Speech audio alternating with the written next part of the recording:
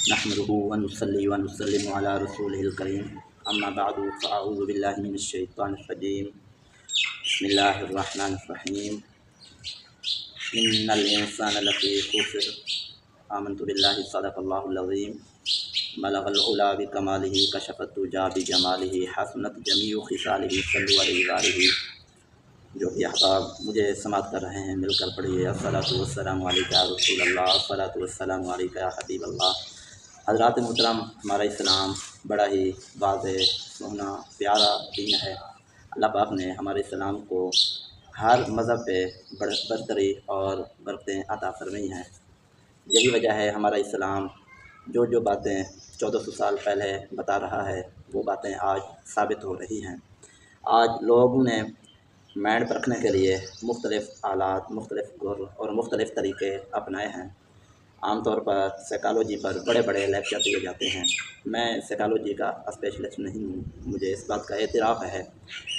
لیکن چونکہ ہم قرآن و حدیث پڑھنے سننے والے ہیں تو میں جب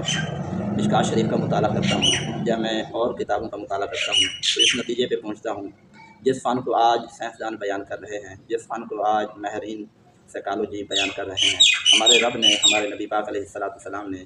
آج سے کئی عرصہ پہلے ان چیزوں کو بیان کیا ہے۔ میں آپ کے سامنے مشکوٰۃ شریف کے اندر حدیث پاک موجود ہے اور اس کو امام احمد نے اور امام ترمذی اور ابو داؤد نے بھی روایت کیا ہے، جس کا خلاصہ کچھ یوں ہے کہ جب اللہ تعالیٰ نے حضرت آدم علیہ السلام کو پیدا کیا تو زمین کے مختلف خطوں سے اس کی مٹی لی گئی، اور پھر جس طرح کی مٹی تھی اسی انداز سے اللہ تعالیٰ نے اسی زمین کے اندازے پر زمین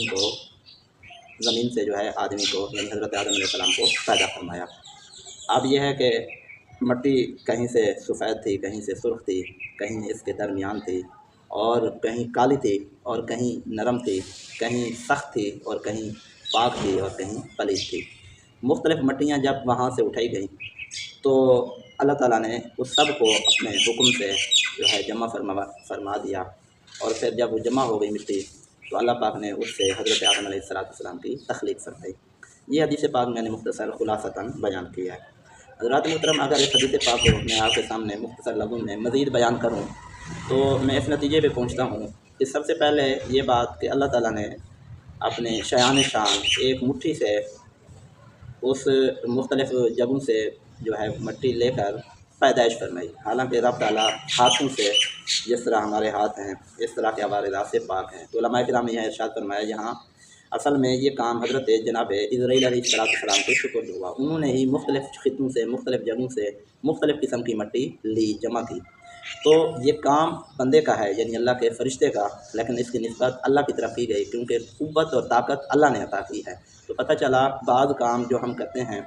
یا اولیاء کرام کرامات دکھاتے ہیں، معجزہ انبیاء کرام دکھاتے ہیں، تو ہم جب کہتے ہیں یہ فلاں کا معجزہ ہے یا فلاں ولی کی کرامت ہے تو بعض لوگوں کو لگتا ہے کہ یہ کیسے ہو سکتا ہے، تو ان کو جواب یہی ہے کہ یہ بھی رب تعالیٰ نے ان کو طاقت اور قوت دی ہوتی ہے۔ جیسے حضرت اسرائیل علیہ السلام نے مختلف قسم کی مٹیاں جمع کر دیں، اسی وجہ سے حضرت جناب اسرائیل علیہ السلام کو اس بات پر معمور کیا گیا، آپ کی ڈیوٹی لگائی گئی کہ آپ نے ہی روحیں اور جناب والا روح کے اندر جو ڈھانچہ تیار کیا گیا روح کے اوپر، آپ نے اس کو جمع کیا مٹی کو، تو آپ ہی یہ امانتیں زمینوں کے سپرد کرو گے۔ اور پھر ایک بات بڑی پیاری یہاں معلوم ہوتی ہے، وہ یہ کہ مختلف جگہوں سے مختلف مٹیاں اٹھائی گئیں، کہیں پہ پاک مٹی تھی، کہیں پہ پلید مٹی تھی۔ تو جہاں سے پاک مٹیاں اٹھائی گئیں تو وہاں پہ اللہ تعالیٰ نے جو ہے وہ جو لوگ پیدا کیے وہ نرم دل والے، پاک دل والے، پاک صورت والے، جن کا چہرہ دیکھا جائے تو اتنی پرکشش کہ اللہ کی یاد تازہ ہو جائے۔ اور جہاں پہ پلید لوگ جو ہے وہ منتخب کیے گئے، ان کو بنایا گیا،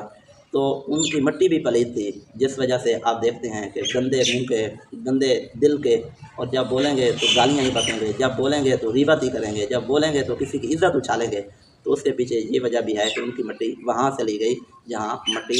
گندی تھی۔ اور دوسری بات یہاں پہ یہ معلوم ہوئی کہ جن کی مٹی اچھی تھی رب تعالیٰ نے ان کا ذکر بھی تا قیامت جاری رکھا۔ میں قربان جاؤں حضرت ابوبکر صدیق کی شان پر، میں قربان جاؤں حضرت عمر پاک کی شان پر، حضرت عثمان غنی کی شان پر، حضرت مولا علی کی شان پر، اور صحابہ کرام کی شان پر۔ لیکن میں جو نقطہ بیان کرنے لگا ہوں حضرت ابوبکر حضرت عمر رضی اللہ تعالیٰ عنہ، قرآن پاک میں سورۃ طٰہٰ میں موجود ہے، منہا خلقناکم وفیہا نعیدکم ومنہا نخرجکم تارۃ اخری، ہم اسی مٹی سے تمہیں پیدا کرتے ہیں، ہم نے پیدا کیا، اور اسی مٹی میں ہم تمہیں دوبارہ لوٹائیں گے، اور اسی مٹی سے ہم تمہیں اٹھائیں گے، نکالیں گے۔ تو پتہ یہ چلا کہ جہاں سے بندے کا خمیر تیار ہوتا ہے وہیں پہ ہی بندے کو مدفون کیا جاتا ہے۔ شان صدیقی پر قربان جاؤں، شان فاروقی پہ قربان جاؤں، ان کا خمیر، ان کی مٹی حضور صلی اللہ علیہ وآلہ وسلم کے بابرکت جو ہے وہ قرب و جوار سے اٹھائی گئی، جس کی وجہ سے آج تک بلکہ قیامت تک ان کا جو مدفن ہے، ان کا جو قرب ہے، وہ رسول اللہ صلی اللہ علیہ وآلہ وسلم کے پہلو میں موجود ہے۔ اور یہاں پہ بعض لوگوں کو یہ شکوہ ہوتا ہے، گلہ ہوتا ہے، میں یہ بات بھی بتاتا چلوں معاشرے کے اعتبار سے، یار فلاں بڑا سخت دل ہے، فلاں بڑا گندہ ہے، میں نے اس سے اچھائیاں کی، میں نے اس کے ساتھ اچھا سلوک کیا، اچھا برتاؤ کیا، اس نے میرے ساتھ اچھا رویہ اختیار نہیں کیا۔ یارو جو تمہارے پاس تھا تم نے وہ دیا ہے، جو ان کے پاس تھا وہ اس نے دیا ہے۔ دکان پہ جو ہوتا ہے وہی بکتا ہے، وہی دکھتا ہے، جو دل کے اندر ہوتا ہے وہی زبان کے اندر آتا ہے۔ تو اس لیے آپ کے پاس اچھائیاں ہیں، آپ اچھائیاں بانٹیں، آپ کے پاس جناب والا اچھی اخلاق ہیں تو آپ اچھے اخلاق بانٹیں۔ یوں نہ کریں کہ کتا بھونک رہا ہو تو آپ بھی اس کے ساتھ شامل ہو جائیں۔ یاد رکھ لیں، پانی جتنی بھی گندا ہو جائے آخر آگ بجھانے کے تو قابل ہوتا ہی ہے۔ دوست رشتہ دار جتنے ہی گندے ہو جائیں آخر وہ کسی نہ کسی مشکل میں کام آ ہی جاتے ہیں۔ اور کم از کم یہ ہے کہ اللہ رسول کا حکم ہے ہمیں کہ ہم نے اپنے دوستیاں، اپنے رشتہ داریاں، تعلقات وہ توڑنے نہیں ہیں جب تک شریعت ہم پر لازم نہ کر دے۔ تو آج میرا یہ پیغام ہے تمام مسلمانوں کو کہ جہاں میں ہمارا قرآن کہہ رہا ہے کہ تمام مومن بھائی بھائی ہیں، تو جہاں ہم آپس میں بھائی بھائی ہیں تو ایک دوسرے سے پیار کریں تو اللہ کے لیے، اگر ایک دوسرے سے کہیں ناراضگی ہو، اپنی ذات کی ناراضگی ہو تو چھوڑ دیں، معاف کر دیں، اللہ بھی معاف کرنے والا ہے۔ اور اگر وہاں دین کا فائدہ ہو اور دین کی وجہ سے، اللہ رسول کی وجہ سے آپ کسی سے ناراض ہیں تو بے شک وہ اللہ رسول کی محبت میں آپ ناراض ہوں گے تو یہ عین دین ہے، یہ ہماری تعلیمات کا حصہ ہے۔ حضرات محترم، یہ میں جو بات کر رہا تھا سائیکالوجی والی، دیکھیں نا، اللہ تبارک و تعالیٰ نے بندوں کو مختلف جگہوں سے جب بنایا، پیدا فرمایا تو اسی طرح کی فطرتیں عطا کی۔ کہیں رنگ کالا ہے، کہیں سفید ہے، کہیں سرخ ہے، کہیں سیاہ ہے۔ اس سے پتہ یہ چلا کہ جو عادتیں فطرتاً ہوتی ہیں وہ بدلتی نہیں ہیں۔ جس طرح کے لوگ ہوں گے وہاں کے تو فطرتیں بھی اسی طرح کی ہوں گی، اور جو عارضی فطرتیں ہوتی ہیں جو جناب والا کسی سے منسلک ہو کر تبدیل ہو سکتی ہیں تو بے شک وہ اللہ والوں کی نظر سے بدل سکتی ہیں۔ ابو جہل کی فطرت گندی تھی، کمینی تھی، جس وجہ سے وہ نبی کی زیارت کر کے بھی محروم رہا، اور حضرت عمر بن خطاب کی طبیعت میں بڑا جلال بھی تھا، بڑا کمال بھی تھا، اور حضور کی نظر عنایت سے، نظر لطف سے وہ فیض پا گیا اور دونوں جہاں میں کامیاب اور بامراد ہو گیا۔ کیوں؟ ان کی طبیعت میں وہ جو کفر کی ایک پریشانی والی بات تھی، وہ جو ایک کفر کی ایک بری صفت موجود تھی، تو وہ عارضی طور پر تھی۔ نگاہ نبی پڑی تو اللہ تعالیٰ نے اس کو بھی ختم فرما دیا، اور نبی کی نگاہ تو وہ نبی پاک علیہ السلام کا جو کریم تھا، جو ساتھی تھا، ان پر بھی پڑی، اللہ تعالیٰ نے ان پر بھی مدد دی کہ ان کو بھی مسلمان کر دیا، اور وہ اچھے مشورے ہی دیتا ہے۔ تو اس لیے جو عادتیں ہوتی ہیں وہ بدلتی بڑی مشکل سے ہیں، لیکن اللہ کے نیک بندوں کی جو عادت ہوتی ہے وہ یہ ہوتی ہے کہ وہ گرو کو بھی بدل کر رکھ دیتے ہیں۔ میں کل حدیث پاک پڑھ رہا تھا مشکوٰۃ شریف کے اندر، فرمایا اگر حضور علیہ السلام نے کہ اگر تمہیں کوئی یہ خبر دے کہ فلاں نے اپنی فطرت بدل لی ہے،